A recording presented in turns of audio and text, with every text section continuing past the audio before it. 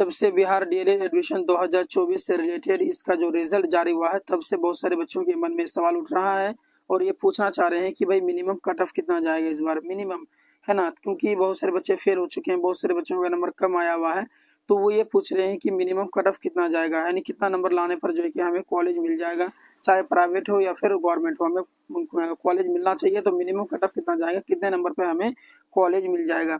और ये भी बताऊंगा कि कौन कौन फेल हुआ है और कौन कौन जो है कि पास हुआ है, और ये जो 36 मार्क्स का खेला है और 42 मार्क्स का खेला है, इसका क्या नियम है, ये भी मैं आपको बताऊंगा।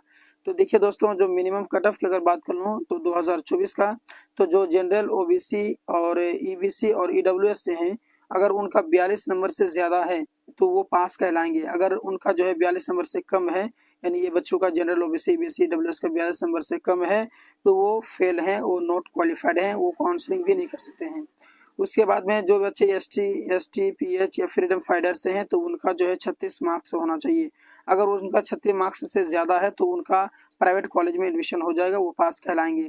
लेकिन जो 36 मार्क्स से कम और इन बच्चों का जो अगर 42 नंबर से कम है, तो उनका जो है डीएलएड में एडमिशन नहीं होगा, कोई भी कॉलेज उन्हें नहीं मिलेगा। तो ये नियम था। और ये मिनिमम कट ऑफ मतलब कि एक तरीके से समझ लीजिए कि अगर 42 नंबर से ज़्यादा और 60 नंबर से कम है, तो इतना भरोसा रखिए कि आपका प्राइवेट कॉलेज में एडमिशन हो जाएगा, लेकिन गवर्नमेंट में नहीं हो पाएगा। तो ये मैंने जो पासिंग मार्क्स है उसके बारे में बताया कि 42 मार्क्स अगर है किसी का, यानी उससे ज़्यादा है, 42 मार्क्स से ज़्यादा है, और इन बच्चों का अगर 36 नंबर से ज़्यादा है, तो उनका प्राइवेट कॉलेज 100% मिल जाएगा। आप काउंसलिंग ज़रूर करेंगे।